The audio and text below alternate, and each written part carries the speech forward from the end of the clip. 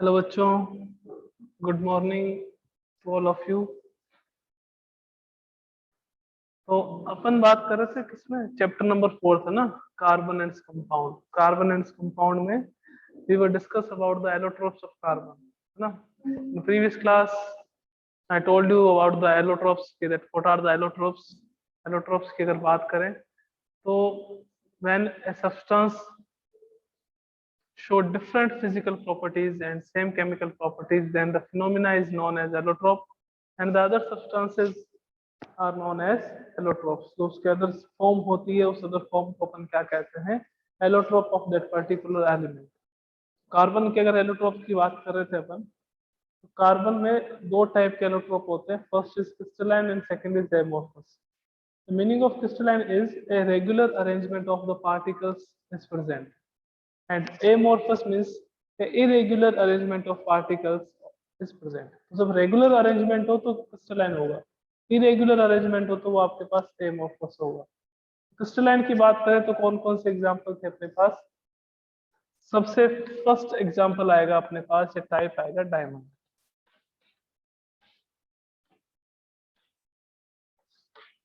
सबसे first example अपने पास क्या रहेगा, डायमंड। अब डायमंड की बात करें कि डायमंड में कैसे कार्बन एटम अरेंज होते हैं, है ना। और कार्बन कार्बन के बीच में जो डिस्टेंस है, बॉन्ड लेंथ कहते हैं जिसको, distance between two carbon atoms, उसको अपन क्या कहते हैं, बॉन्ड लेंथ कहते हैं।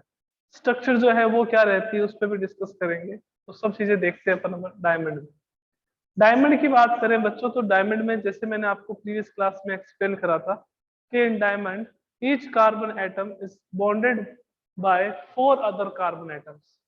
Each carbon atom is bonded by 4 other carbon atoms and form a tetrahedral structure। Like अपने पास ये कार्बन एटम है ना, ये फिर कार्बन एटम है, ये फिर एक कार्बन एटम है, ये एक कार्बन एटम है, ये एक कार्बन एटम। इस स्ट्रक्चर को अपन टेट्राहेड्रल स्ट्रक्चर कहते हैं, है ना। थोड़ा सा अगर मैं आपको चौक से रिप्रेजेंट करूं तो टेट्राहेड्रल का मीनिंग क्या रहेगा कि आपके पास जैसे देखना यहाँ पे ये 2 कार्बन एटम ऐसे, है ना। ये जहां पे मेरा थंब है वहां पे एक कार्बन एटम, एक कार्बन एटम यहाँ पे ऊपर की ओर रहता है ऐसे, है ना। तो ये अगर स्ट्रक्चर होती तो उसको तो अपन ट्राइगोनल कह देते, थोड़ा सा बेंड हो रहा है चौक ऊपर वाला, और ये एक और कार्बन एटम यहाँ पे रहता है। इस स्ट्रक्चर को अपन कौन सी स्ट्रक्चर कहते हैं, टेट्राहेड्रल स्ट्रक्चर कहते हैं। थोड़ा सा इसको रिप्रेजेंट करने की कोशिश करिए मैंने, है ना, थोड़ा सही से कर देते ताकि अपने को समझ आ जाए कि टेट्राहेड्रल स्ट्रक्चर कैसी होती है। टेट्राहेड्रल स्ट्रक्चर, है ना, इसमें कार्बन एटम आपके पास क्या है, एक कार्बन एटम 4 कार्बन एटम से क्या रहता है, बॉन्डेड रहता है। ये देखो, ये अगर स्ट्रक्चर होती तो ये अपने पास कौन सी होती, ट्राइगोनल स्ट्रक्चर। बिकॉज एक आपके पास यहाँ पे कार्बन हो जाता, एक कार्बन यहाँ हो जाता, एक कार्बन यहाँ हो जाता अंदर की तरफ। इस स्ट्रक्चर को अपन क्या कहते हैं, ट्राइगोनल। अगर ऐसी होती तो अपन कौन से स्ट्रक्चर की बात कर रहे हैं, टेट्राहेड्रल की। तो एक कार्बन एटम आपके पास यहाँ आ जाता है। This structure is known as tetrahedral structure. इस स्ट्रक्चर को अपन क्या कहेंगे, टेट्राहेड्रल। एक कार्बन एटम ये रहा, आपको दिख रहा होगा, एक कार्बन एटम ये रहा, एक कार्बन एटम ये रहा, और एक कार्बन एटम ये रहा। इस स्ट्रक्चर को अपन कौन सी स्ट्रक्चर कहते हैं, टेट्राहेड्रल। जहां मेरा थंब है, ये वाला, ये थंब और फिंगर जहां प्रेजेंट है, यहाँ पे एक कार्बन एटम होगा, ये carbon atom 4 other carbon atom से बॉन्डेड होगा। एक कार्बन एटम ये रहा, एक कार्बन एटम यहाँ पे, एक कार्बन एटम यहाँ पे, और एक कार्बन एटम यहाँ पे। तो जब ऐसे किसी एक पर्टिकुलर कार्बन एटम से 4 अदर कार्बन एटम्स बॉन्ड का फॉर्मेशन करते हैं, तो जो स्ट्रक्चर बनती है उस स्ट्रक्चर को अपन क्या कहते हैं, टेट्राहेड्रल स्ट्रक्चर कहते हैं।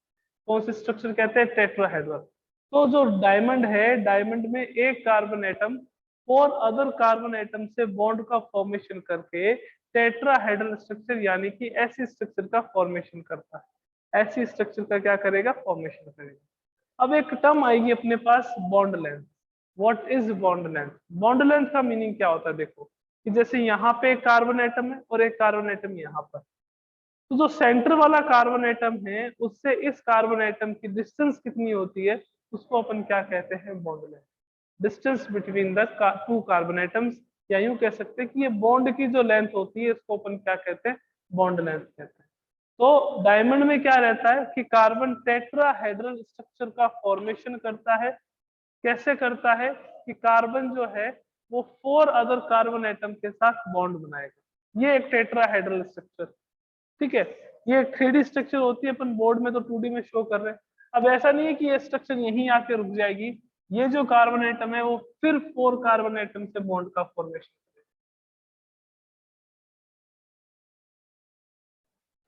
फिर 4 कार्बन एटम से बॉन्ड का फॉर्मेशन करेगा। ये जो कार्बन एटम है वो फिर 4 कार्बन से क्या करेगा, बॉन्ड का फॉर्मेशन करेगा। मीन्स कार्बन की जो वैलेंसी है वो क्या रहेगी, सेटिस्फाइड रहेगी। अब ये कार्बन एटम है, ये वापस 4 कार्बन एटम से क्या करेगा, बॉन्ड का फॉर्मेशन। ये टेट्राहेड्रल स्ट्रक्चर का ऐसे फॉर्मेशन करते रहते हैं। अब जब ये टेट्राहेड्रल स्ट्रक्चर का फॉर्मेशन करते हैं तो एक नेटवर्क लाइक स्ट्रक्चर बनती है, नेटवर्क लाइक स्ट्रक्चर।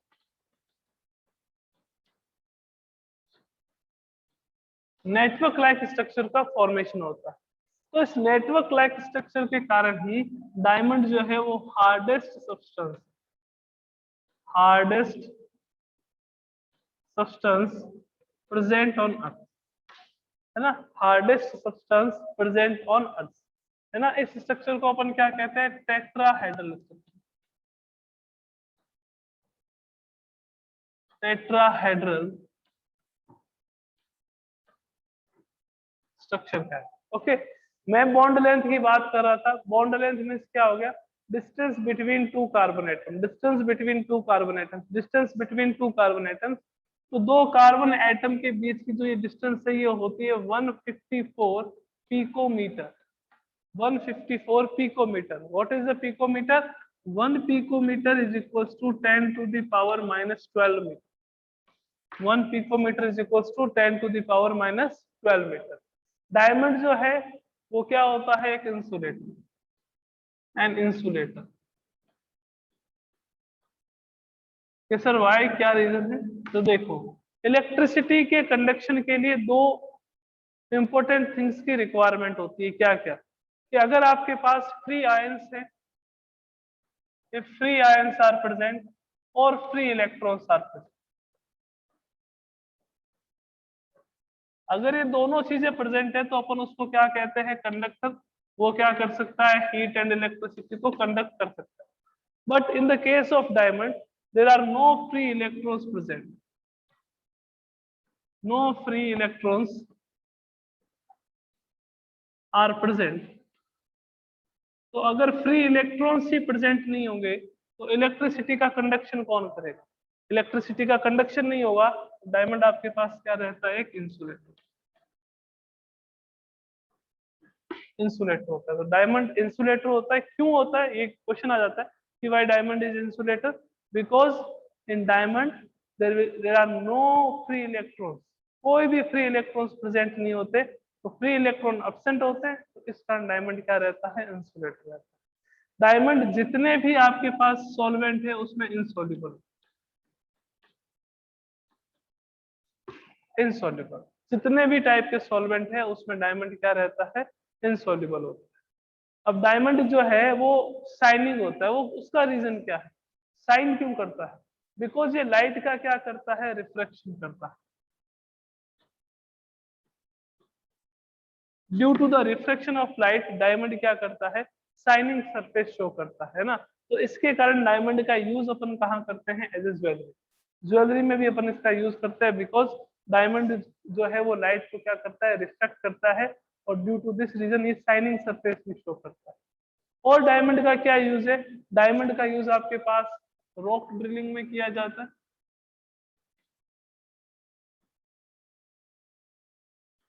मार्बल और ग्लास कटिंग में किया जाता है।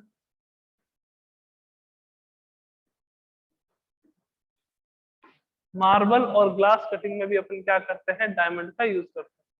तो ये फर्स्ट एलोट्रोप था किसका, कार्बन का, डायमंड। इसमें हर एक कार्बन आइटम क्या करेगा, 4 कोवेलेंट बॉन्ड का फॉर्मेशन करेगा। ये जो बॉन्ड का फॉर्मेशन हो रहा है ये आपके पास कौन से बॉन्ड है, covalent bond, covalent bond. 4 covalent bond का फॉर्मेशन करता है। तो 4 कोवेलेंट बॉन्ड का फॉर्मेशन करता है तो कौन सी स्ट्रक्चर बनती है? Tetrahedral structure. इसको नेटवर्क लाइक स्ट्रक्चर भी कहते हैं। और due to the presence of this network like structure, diamond is the hardest substance on earth, है ना। 1 पिकोमीटर क्यों बताया? बिकॉज डायमंड में जो बॉन्ड लेंथ रहती है कार्बन और कार्बन के बीच, कार्बन और कार्बन के बीच में जो डिस्टेंस रहती है वो कितनी होती है? 154 picometre. And 1 picometre is equal to 10 to the power -12 metre. जितने भी नॉन सॉल्वेंट्स हैं, है ना, उस सारे सॉल्वेंट्स में डायमंड जो है वो इनसॉल्युबल होता है, किसी में भी आप उसको सॉल्युबल नहीं कर सकते, है ना। डायमंड का रिफ्रैक्शन के कारण, due to the refraction of light, diamond क्या करता है? शाइनिंग सरफेस देता है। डायमंड जो है इंसुलेटर होता है, बिकॉज हीट के कंडक्शन के लिए या इलेक्ट्रिसिटी के कंडक्शन के लिए फ्री इलेक्ट्रॉन या फ्री आयंस की रिक्वायरमेंट होती है, बट डायमंड के पास ना तो फ्री आयंस है ना फ्री इलेक्ट्रॉन, तो दोनों ही प्रेजेंट नहीं है। तो उसके कारण डायमंड क्या रहेगा? आपके पास इंसुलेटर रहेगा। तो ये अपने पास फर्स्ट सेलोट्रोप हो गया। अब अपन बात करेंगे सेकंड। यूजेस ध्यान में रखना है, डायमंड का यूज कहाँ करते हैं अपन? रॉक ड्रिलिंग में करते हैं, मार्बल और ग्लास कटिंग में करते हैं, एज ए ज्वेलरी करते हैं। बिकॉज ज्वेलरी क्यों करते हैं? क्योंकि शाइनिंग सरफेस है, इसके कारण। कैसे होती है shining surface? By the reflection of light. Diamond की खुद की कोई शाइनिंग नहीं होती है, बट वो जैसे ही लाइट उस पर इंसिडेंट होती है, लाइट का रिफ्लेक्शन हो जाता है, और due to the reflection of light diamond क्या करता है? शाइनिंग सरफेस देता है। ओके, अब अपन बात करते हैं सेकंड पे। डायमंड के बाद आता है अपना ग्रेफाइट।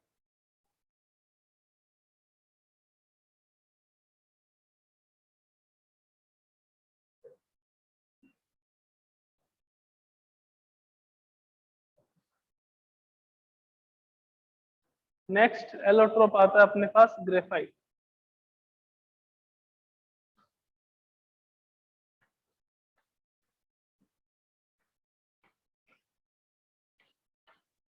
ग्रेफाइट, अब बात करें ग्रेफाइट की स्ट्रक्चर कैसी होती है? लेयर्ड स्ट्रक्चर होती है, हेक्सागोनल लेयर का फॉर्मेशन होता है। ग्रेफाइट में क्या होता है कि इसमें एक कार्बन एटम जो है, उसमें तो क्या था कि एक carbon atom 4 other carbon atom के साथ कोवेलेंट बॉन्ड का फॉर्मेशन करा था। यहाँ पे 1 कार्बन एटम जो है वो 2 अदर कार्बन एटम के साथ क्या करेगा? बॉन्ड का फॉर्मेशन करके एक हेक्सागोनल स्ट्रक्चर का फॉर्मेशन करता है। तो आइए देखते हैं कैसी होती है इसकी स्ट्रक्चर ग्रेफाइट की।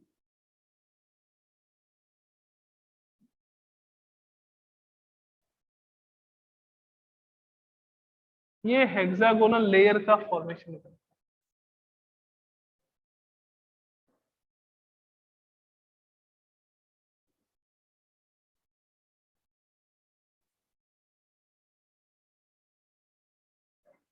ये फर्स्ट लेयर होगी, इसके जस्ट नीचे एक और लेयर होती है।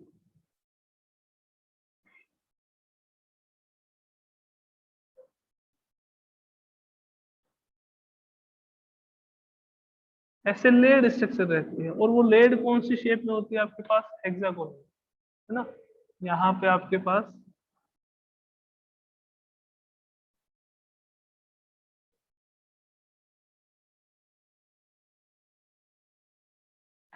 थोड़ा सा सही कर लेते हैं लेयर को।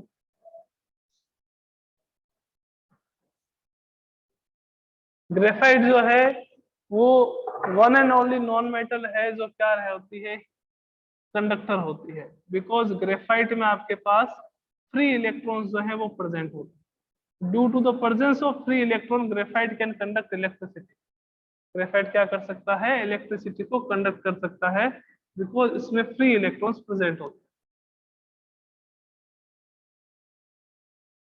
कैसे होते हैं वो भी अपन डिस्कस करेंगे कि कैसे ग्रेफाइट में फ्री इलेक्ट्रॉन्स होंगे।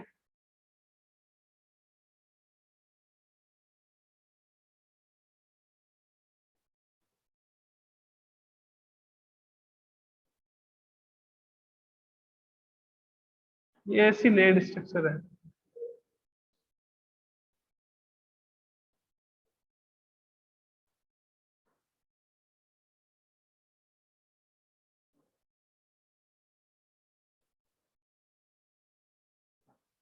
ये हेक्सागोनल लेयर का फॉर्मेशन होता है, ठीक है ना। हेक्सागोनल लेयर का फॉर्मेशन होता है, और ये जो लेयर्स हैं वो एक दूसरे से weak force, weak attraction force से बॉन्डेड होती है।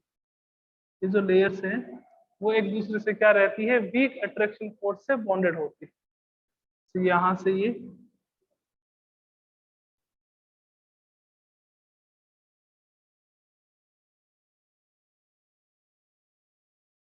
वीक अट्रैक्शन फोर्स से बॉन्डेड होती है। यहाँ ये carbon atom, 1 carbon atom, second carbon atom, third carbon atom, यहाँ पे ये कार्बन एटम, ये कार्बन भी आगे बॉन्डेड रहता है ना, ये वाला कार्बन भी किसी न किसी से बॉन्ड का फॉर्मेशन करता है। तो अपन यूं कह सकते हैं that each carbon atom is bonded by 3 other carbon atoms.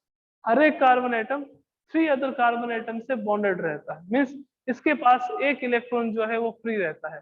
तो due to the presence of 1 free electron, हर एक कार्बन के पास एक फ्री इलेक्ट्रॉन प्रेजेंस होता है। Due to the presence of 1 free electron, graphite can conduct electricity. Graphite can conduct electricity. यहाँ पे जो ये लेयर्स होती हैं, इनके बीच में वीक अट्रैक्शन फोर्स प्रेजेंट होता है, वीक अट्रैक्शन फोर्स। और यहाँ पे जो कार्बन कार्बन के बीच में जो बॉन्ड होता है वो strong attraction force, strong force is present in between the carbon and carbon. ये जो डिस्टेंस होती है वो आपके पास होती है 340 पिकोमीटर। पिकोमीटर का मीनिंग मैंने अभी आपको बताया था। ये जो डिस्टेंस होती है इस कार्बन और इस कार्बन के बीच में, वो होती है 142 पिकोमीटर की डिस्टेंस होती है। अब सर ये वीक अट्रैक्शन फोर्स है, उसके कारण से क्या होगा, तो due to this weak attraction force, ये जो है ग्रेफाइट आपके पास क्या होता है, सॉफ्ट होता है, सॉफ्ट इन टच होता है। इसको टच करते हो काफी ये सॉफ्ट होता है, साथ में क्या होता है, स्लिपरी होता है। यानी कि जो ये लेयर्स है, ये वो लेयर्स एक दूसरे के ऊपर क्या करती है, स्लिप करती है। क्यों? बिकॉज इसमें कौन सा लेयर्स के बीच में कौन सा अट्रैक्शन फोर्स होता है, weak attraction force. Due to the presence of weak attraction force in between the different layers of graphite, graphite are slippery with slippery on each other. यानी कि हर एक लेयर पे आपके पास क्या होगा, ये स्लिप करेगा। साथ में सॉफ्ट इन टच होता है क्योंकि ये वीक अट्रैक्शन फोर्स प्रेजेंट है। जो डिस्टेंस है इसके बीच में वो कितनी रहती है, 340 पिकोमीटर। ये जो डिस्टेंस है वो आपके पास कितनी रहती है, 142 पिकोमीटर। ग्रेफाइट में अगर बात करें तो हर एक कार्बन एटम जो है वो 3 अदर कार्बन एटम से बॉन्ड का फॉर्मेशन करता है, मींस हर एक कार्बन एटम के पास एक फ्री इलेक्ट्रॉन प्रेजेंट होता है। Due to this free electron, graphite can conduct electricity. तो ये 1 इलेक्ट्रॉन प्रेजेंट होता है, इसके कारण से ग्रेफाइट क्या है, इलेक्ट्रिसिटी कंडक्ट कर सकता है। क्वेश्चन आ जाता है कि why graphite can conduct electricity, due to the presence of free electrons. तो इसकी स्ट्रक्चर ही कुछ ऐसी होती है कि ग्रेफाइट में आपके पास फ्री इलेक्ट्रॉन्स प्रेजेंट होते हैं, और फ्री इलेक्ट्रॉन की प्रेजेंस के कारण ये क्या करता है, इलेक्ट्रिसिटी को कंडक्ट करता है। ओके, ये डायमंड के जितना हार्ड नहीं है, ये डायमंड से सॉफ्ट रहता है। सॉफ्ट क्यों होता है उसका रीजन मैंने बता दिया। उसमें तो क्या था, नेटवर्क का फॉर्मेशन हो रहा था। जितने भी आपके पास कार्बन एटम है, वो सारे के सारे कार्बन एटम क्या कर रहे थे, एक दूसरे के साथ बॉन्ड का फॉर्मेशन कर रहे थे। यहाँ पे क्या होता है कि ग्रेफाइट में कार्बन की लेयर्स होती है। कौन सी लेयर होती है, हेक्सागोनल लेयर्स होती है। तो हेक्सागोनल लेयर्स होती है, तो एक लेयर ये रही, उसके नीचे सेकंड लेयर, उसके नीचे थर्ड लेयर, उसके नीचे फोर्थ लेयर, उसके नीचे फिफ्थ लेयर। तो ये जो लेयर्स हैं इनके बीच में एक वीक अट्रैक्शन फोर्स होता है, और वीक अट्रैक्शन फोर्स के प्रेजेंस के कारण ये एक दूसरे के ऊपर क्या करती है, स्लिप करती है और सॉफ्ट इन टच होती है। ये भी डायमंड के जैसे इनसॉल्युबल होती है, हर एक टाइप के solvent, insoluble in each and every type of solvent. किसी में भी आप इसको डिसॉल्व नहीं कर सकते। ठीक है ना। कि सर यूजेस क्या है, यूजेस क्या है कि जो ग्रेफाइट है उसका use as a reducing agent करता है, as a reducing agent in the purification of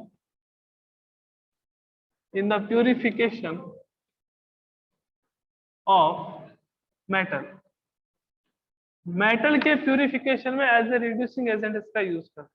बहुत सारी मेटल्स है ना, अपने जो मेटलर्जी वाला पोर्शन डिलीट हो गया, अगर वो होता तो अपन उसमें देखते कि कैसे इम्प्योर मेटल को प्योर मेटल में कन्वर्ट किया जाता है, कैसे इम्प्योर मेटल को प्योर मेटल में कन्वर्ट करने के कौन कौन से स्टेप होते हैं। उस स्टेप में अपन ग्रेफाइट का यूज करते हैं as a reducing agent. Like कि आपके पास मैग्नीशियम का ऑक्साइड आ गया, इसकी रिएक्शन कार्बन से करवा दी, कार्बन से करवाने पे क्या मिला, मैग्नीशियम और कार्बन मोनोऑक्साइड। अब जो ये मैग्नीशियम है वो आपके पास क्या होगा, इम्प्योर मैग्नीशियम, इम्प्योर मेटल है, इम्प्योर मैग्नीशियम, है ना। ऐसे ही मान लीजिए कि आपके पास ZnO है, जिंक ऑक्साइड, जिंक ऑक्साइड है तो इसकी रिएक्शन आपने कार्बन के साथ करवा दी, तो जिंक प्लस क्या मिला, कार्बन मोनोऑक्साइड। ये जो जिंक है वो क्या होती है, इम्प्योर। तो मेटल ऑक्साइड से इम्प्योर मेटल के फॉर्मेशन, मेटल ऑक्साइड से इम्प्योर मेटल के फॉर्मेशन के लिए ग्रेफाइट का अपन क्या करते हैं, as a reducing agent use करते हैं। एज ए रिड्यूसिंग एजेंट अपन इसका क्या करते हैं, यूज करते हैं। कौन सी प्रोसेस में, मेटलर्जिकल प्रोसेस में। क्या होती है मेटलर्जिकल प्रोसेस, कि आपके पास नेचर में जितने भी मिनरल्स हैं, जितने भी मेटल और हैं, उस मेटल और से प्योर फॉर्म ऑफ मेटल को ऑब्टेन करना, उस सारी प्रोसेस को अपन क्या कहते हैं, मेटलर्जी कहते हैं। कि क्या होता है, देखो आपके पास नेचर में मेटल और होते हैं,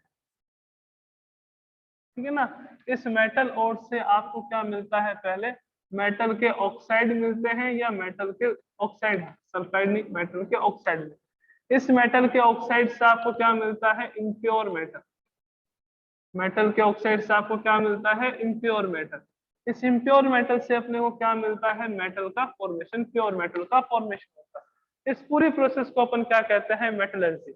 यहां से लेकर वहां तक की जो प्रोसेस है, इसको अपन क्या कहते हैं, मेटलर्जी। अब देखो मेटल ऑक्साइड से इम्प्योर मेटल को ऑब्टेन करना, ये कहां से करेंगे, ये अपन कहां से करेंगे, इसके लिए अपन यूज करेंगे ग्रेफाइट का। तो ग्रेफाइट यहाँ पे as a reducing agent use करता है किसी भी मेटल ऑक्साइड को इम्प्योर मेटल में कन्वर्ट करने के लिए। अब ऐसे आयरन के ऑक्साइड है, उससे इम्प्योर आयरन हो गया, कॉपर के ऑक्साइड है, उससे इम्प्योर कॉपर हो गया। उन सब के फॉर्मेशन के लिए, इम्प्योर मेटल के फॉर्मेशन के लिए मेटलर्जिकल प्रोसेस में एज ए रिड्यूसिंग एजेंट अपन क्या करते हैं, इसका यूज करते हैं। और कहाँ यूज करते हैं, देखो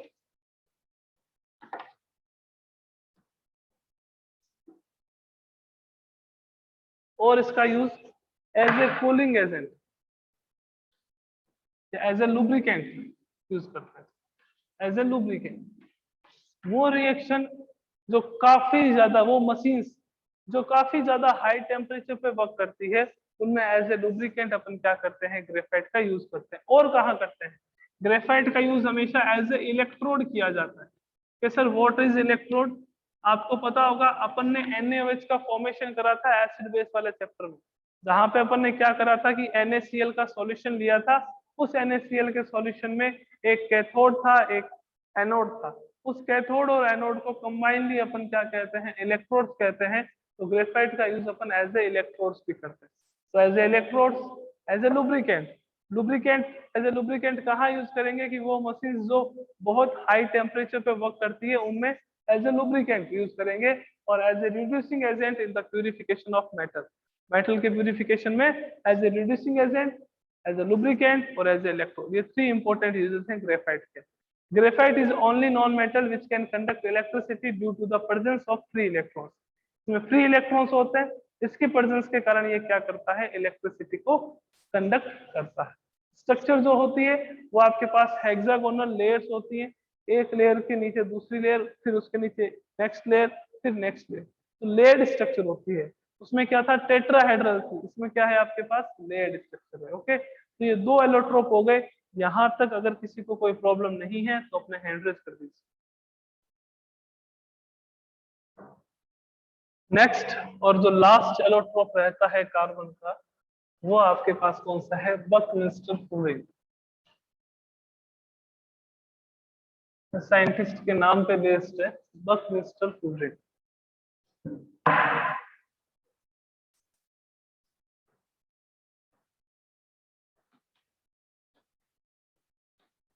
बकमिंस्टर फ्लोरीन,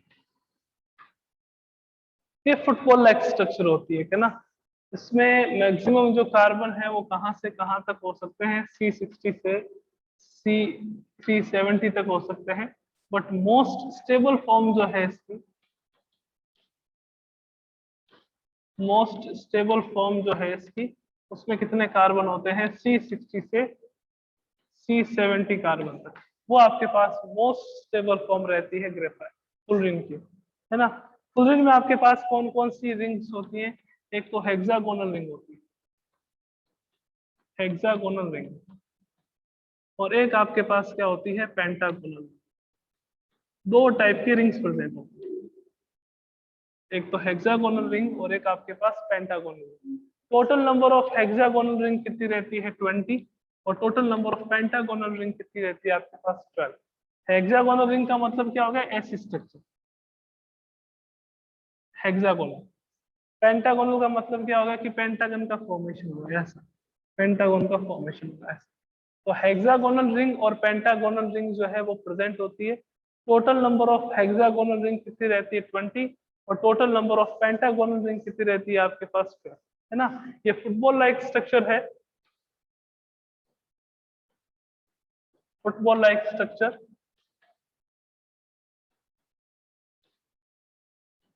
इसको बकी बॉल भी कहते हैं, इसको बकी बॉल भी कहते हैं। फुटबॉल लाइक स्ट्रक्चर है, इसको बकी बॉल भी कहते हैं। मोस्ट स्टेबल फॉर्म क्या होती है, जिसमें number of carbon atom 60 to 70, 60 to 70 जिसमें कार्बन एटम है वो मोस्ट स्टेबल फॉर्म रहेगी। इसमें दो टाइप की रिंग प्रेजेंट होती है, first is hexagonal and second is pentagonal. तो total number of hexagonal ring जो है वो आपके पास कितनी होती है, 20।